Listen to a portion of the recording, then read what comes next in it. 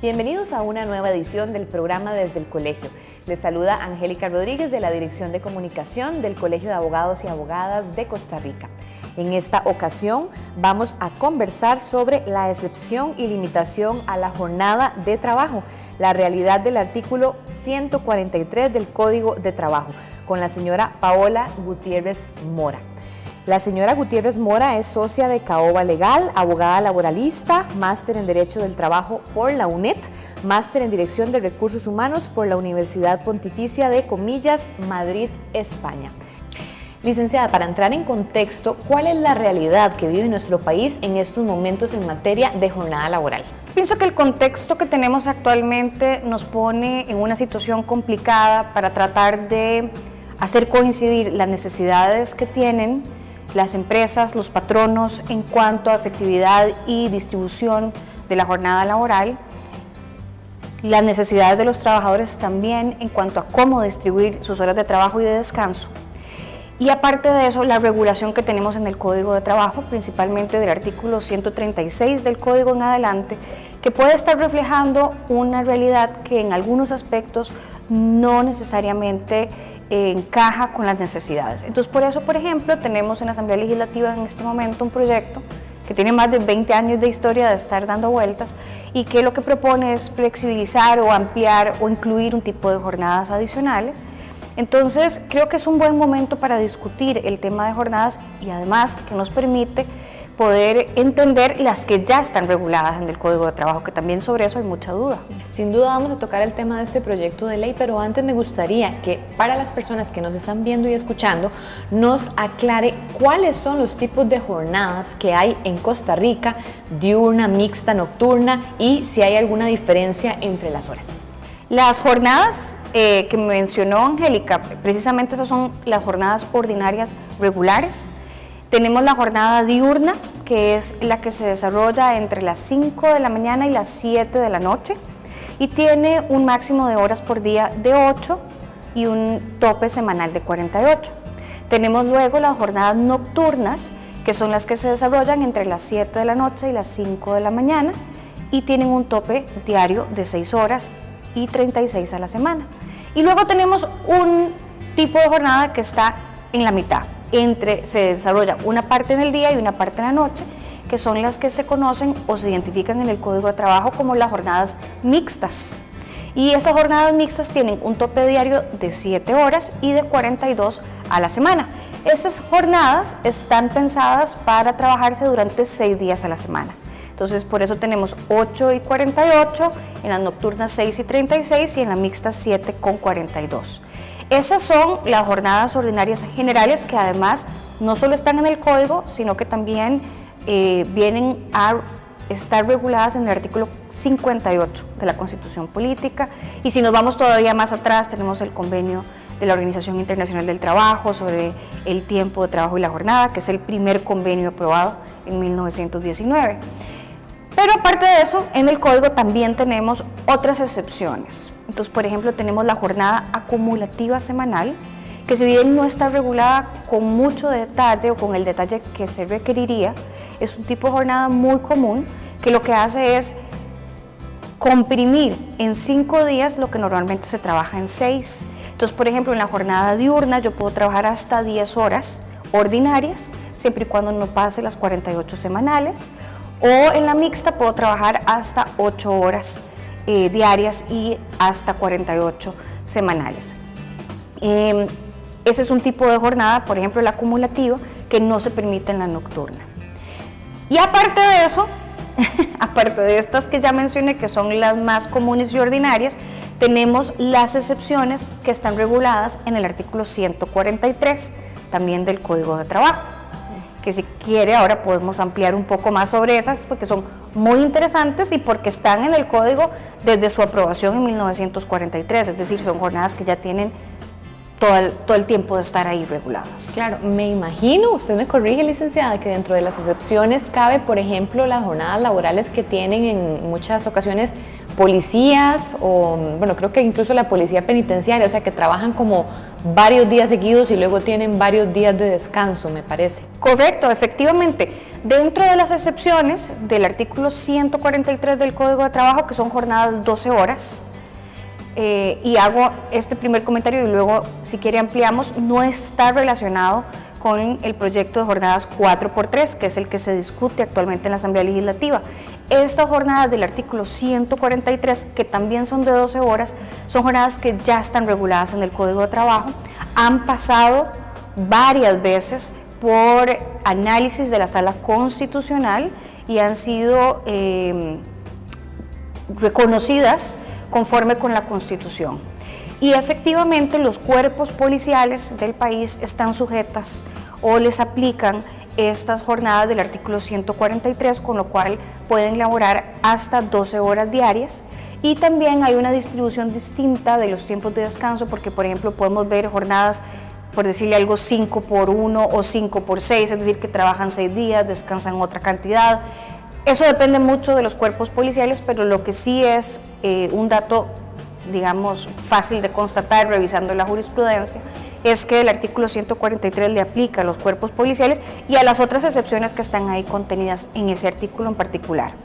Ok, actualmente en términos generales, ¿cuáles son los regímenes de excepción a estas jornadas? Ok, el artículo 143 tiene varias excepciones. La primera es que le aplica a aquellas personas que tienen puestos de dirección, de administración o que tienen, por ejemplo, la representación legal de las empresas. Digamos que es lo que podríamos llamar, Angélica, puestos de alta dirección. Esos son los primeros. Luego tenemos aquellos trabajadores que trabajan sin fiscalización superior inmediata, es decir, que realizan sus funciones sin tener que estar bajo la supervisión inmediata de una persona con un puesto jerárquico mayor. Luego tenemos lo que conocemos como empleados de confianza o lo que normalmente escuchamos como empleados de confianza, que también ahora podemos un poco ampliar sobre esa definición. Tenemos aquellos trabajadores que realizan sus funciones principalmente fuera de las instalaciones de la empresa, como por ejemplo agentes vendedores. Aquellos trabajadores que tienen jornadas discontinuas, es decir, que tienen periodos prolongados de inactividad durante la jornada. También se incluyen aquellos trabajadores que no realizan sus funciones necesariamente sujetos, por la naturaleza de sus funciones no están sujetos a un horario en particular. Y tenemos también la excepción de aquellos trabajadores que lo único que se requiere es su presencia en el lugar de trabajo. No tienen que realizar ninguna actividad en particular. Son casos muy específicos y el más común es, es el caso de los guardas dormilones. Es decir, esta persona encargada de la seguridad de un lugar que no tiene ni que marcar, ni hacer rondas, ni realizar ningún tipo de actividad, que pueda dormir. Por eso se les llaman guardas dormilones. Entonces, lo único que se necesita es su presencia en el lugar de trabajo. Entonces, básicamente, creo que no se me olvida ninguna de las excepciones del artículo 143, pero si no, ahí están establecidas estas excepciones que permiten trabajar 12 horas diarias, 6 días a la semana, y son horas ordinarias, es decir, no conlleva el pago de horas extras. Ya detallando un poco más, Angélica, estas jornadas de 12 horas del 143 las podemos presentar de la siguiente manera. Son 10.5 horas efectivas de trabajo y 1.5 horas de descanso, porque las personas en esas excepciones tienen el derecho a un descanso mínimo de 90 minutos. Entonces, efectivo de trabajo son 10.5 horas. Excelente. Legalmente, ¿cómo se define un empleado o trabajador de confianza? El código no nos resuelve ese problema porque no nos da una definición. Si vamos al artículo 143 nos habla de empleado de confianza, pero no nos lo define. Entonces necesariamente tenemos que irnos a la jurisprudencia, principalmente la de la Sala Segunda, de la Corte Suprema de Justicia y también de la Sala Constitucional. Entonces los magistrados y jueces lo que han resuelto es establecer una serie de indicios o de características que pueden definir o que definen al empleado de confianza, sin que podamos tampoco, Angélica, pensar que es una lista taxativa. Es una serie de indicios y a partir de cada caso particular el juez hace una valoración integral para definir si en un caso en concreto estamos frente a un trabajador de confianza o no. Muchas veces se confunde el trabajador de confianza con la confianza que debe de prevalecer en cualquier relación laboral, que es un principio básico.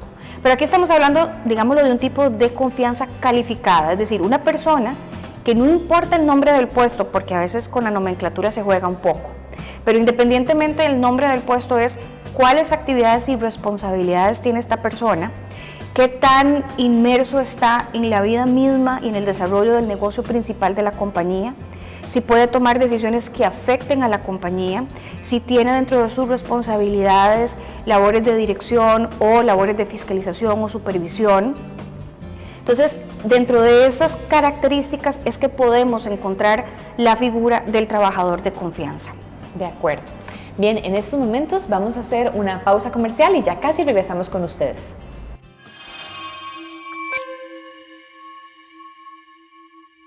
¿Sabía usted que como persona agremiada al Colegio de Abogados y Abogadas de Costa Rica tiene el beneficio de utilizar las áreas deportivas y recreativas en la sede central y en las sedes de Pérez Celedón y Punta Arenas? Como agremiada o agremiado de la institución puede utilizar el gimnasio biomecánico, las canchas de tenis, canchas de fútbol, gimnasio multiuso, piscina, entre otros.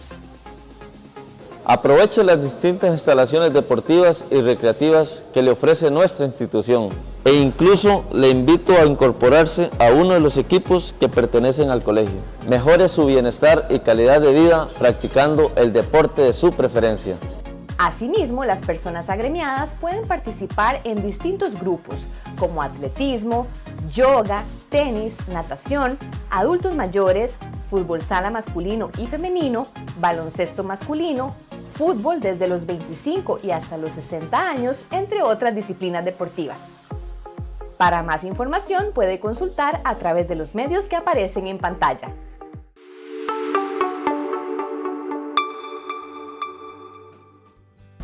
Gracias por continuar con nosotros en el programa Desde el Colegio, programa oficial del Colegio de Abogados y Abogadas de Costa Rica. Estamos conversando con la máster Paola Gutiérrez Mora sobre el tema excepción y limitación a la jornada de trabajo, la realidad del artículo 143 del Código de Trabajo. Y justamente, licenciada, me gustaría que nos indique qué es lo que habla este artículo 143 del Código de Trabajo, cuáles son las jornadas a las que hace referencia. El artículo 143 tiene estas excepciones que están básicamente relacionadas a determinados trabajadores o tipos de actividades laborales que quedarían excluidas de las jornadas regulares. Entonces, se ha cuestionado en muchas ocasiones la constitucionalidad de poder tener jornadas excepcionales como las que establece el artículo 143. ¿Por qué? Porque permite que un trabajador pueda laborar 12 horas o tener jornadas de 12 horas diarias sin el pago de horas extras. Entonces, en el análisis sobre su constitucionalidad, los magistrados, principalmente de la Sala Constitucional, han hecho un estudio del artículo 58 del Código de Trabajo. ¿Por qué el 58? Porque ahí es donde se establece dentro de la Constitución cuáles son los límites regulares a la jornada. Entonces ahí es donde encontramos la jornada de 8 horas o de 6 horas en la noche. Sin embargo, desde ese momento de la Constitución, los constituyentes vieron la necesidad de dejar la posibilidad de excepciones, eso sí, que fueran exclusivamente definidas por ley, es decir, ahí es necesario que el legislador lo regule, para poder permitir casos en los que por el tipo de labores o las necesidades que cubren puedan tener jornadas superiores a las ordinarias regulares. Entonces, en la Constitución, en el artículo 58, está prevista esa posibilidad. Y entonces, esa posibilidad del artículo 58 la vemos reflejada en el artículo 143 del Código de Trabajo, porque ahí es donde se regulan estas excepciones y se introducen en el Código de Trabajo esas jornadas de 12 horas, que repito, no está relacionado con el proyecto 4x3, esa es otra historia. Estas jornadas, como ya lo comentamos en cada una de las excepciones, pues define cuáles son esos escenarios en los que se pueden establecer. Sin embargo, hay que tener mucho cuidado, porque a la hora de implementar jornadas del artículo 143, como son excepcionales, realmente, Angélica, tienen que responder a situaciones específicas. Entonces, a la hora de analizar si un trabajador efectivamente cabe dentro de alguna de estas excepciones, los jueces utilizan un criterio muy proteccionista, es decir, aplican únicamente en aquellos casos en los que está debidamente justificado. Y también es importante que el trabajador desde el momento de la contratación sepa que forma parte de estas excepciones para que tenga claras las condiciones y las expectativas respecto a su remuneración. Como hablábamos, efectivas de trabajo son 10 horas y media y hay 90 minutos de descanso para alimentación. Con el tema de la tecnología, que está muy distante de la aprobación del Código de Trabajo 1943, pero actualmente este artículo del 143 viene a plantear una serie de casos muy interesantes en donde, por ejemplo, tenemos la utilización del GPS dentro de las relaciones laborales. Entonces, por poner un ejemplo, si una de las excepciones es que el trabajador no tenga una fiscalización superior inmediata, es decir, que no tenga un jefe viendo casi que en tiempo real lo que está haciendo, las personas que laboraban fuera de las instalaciones de la compañía también se interpretaba que no estaban bajo la fiscalización de un jefe. Pero con la introducción del GPS podemos tener escenarios muy distintos, porque efectivamente yo puedo estar fuera de las instalaciones, pero pueden estar realizando sobre mi trabajo una supervisión incluso más detallada que si yo estuviera presencialmente en la oficina. Entonces, a la sala segunda le han tocado analizar muchos casos relacionados con la instalación de GPS y hasta dónde la utilización del GPS excluye a la persona de las excepciones del 143 y hasta dónde no. La introducción o la generalización en el uso de la modalidad del teletrabajo, en donde ya yo no estoy en la empresa, sino puedo estar laborando en mi casa o de manera remota desde cualquier parte del mundo, también supone un análisis interesante respecto a estas excepciones, porque son casos que claramente no estaban previstos, pero que sí podrían quedar introducidos o regulados dentro de estas jornadas del 143. Qué interesante, licenciada, con el tema que menciona de GPS, porque antes del corte hablábamos qué sucede, bueno, con los mensajeros o, por ejemplo, la gente que trabaja en ventas. Correcto. Entonces, igual, tal vez tienen la libertad, digamos, porque es su trabajo, de laborar, deben laborar fuera de oficina, andan en reuniones o en ventas, ¿verdad? Y ahora con el tema del GPS, pues están todavía más supervisadas que antes, por decirlo de alguna manera. Entonces, ¿cómo también evitar abusos? O sea, se parte del tema, tanto del patrono como del trabajador, del principio de la confianza. Exactamente, y de la buena fe, debe prevalecer en toda relación laboral. Entonces, una de las cosas, Angélica, que la Sala Segunda ha analizado y que es importante tenerlo presente es cuál es el rol del GPS. El rol del GPS es un tema de seguridad, es decir, se coloca, por ejemplo, en los vehículos de la compañía en caso de un robo o en caso de alguna situación o de un accidente, poder localizar de manera fácil el lugar específico donde está este vehículo, o se utiliza como un medio más bien de supervisión para que yo vea minuto a minuto dónde está el trabajador, o que yo le haya asignado una ruta específica y si se sale de esa ruta, pues yo poder inmediatamente identificarlo y llamarle la atención, etcétera. Entonces, ¿cuál es el rol que tiene el GPS ahí? Eso es un factor fundamental para definir si la persona está dentro o no del artículo 143. Y otra de las cosas importantes es que a veces se confunde y se cree que como ya yo califico dentro del 143, pues puedo trabajar todas las horas que sean necesarias. Y el límite es de 12 horas, es decir, yo no puedo, lo que me permite es trabajar 12 horas ordinarias, pero si por alguna razón yo supero las 12 horas, esas horas adicionales me las tienen que pagar como horas extras. Entonces a veces hay empresas que creen, bueno, no, es empleado de confianza, no, ni siquiera le llevo ningún control, no sé ni cuándo entra ni cuándo sale, no tengo información al respecto porque es un empleado de confianza. Y eso puede ser un error, porque si esta persona el día de mañana dice, perfecto, yo califico dentro de las excepciones, pero en realidad mi jornada era de 14 o 16 horas diarias, el patrono va a tener que tener el material probatorio suficiente para demostrar si es cierta o no esta afirmación. Claro. ¿En qué empresas o industrias se utilizan esas excepciones? Bueno, hay muchísimas empresas e industrias, pero por citar algunas, y usted mencionó algunas, Angélica, por ejemplo, en compañías de índole o de naturaleza comercial, sobre todo para los agentes vendedores o de reparto, que son personas pues, que están fuera de las instalaciones de la compañía durante la totalidad o gran parte de la jornada laboral. También en cuanto a empleados de confianza, esto puede ser en cualquier tipo de industria pues, o de comercio o de servicios, porque está más relacionado al rol que la persona tiene y a las funciones que ejerce, entonces eso ahí puede ser en cualquier tipo de empresa. Por ejemplo, en el caso de el que mencionaba de puestos en donde lo único que se requiere es la presencia del trabajador, eso está más enfocado en actividades de cuido, los guardas dormilones, cuando realmente son guardas dormilones.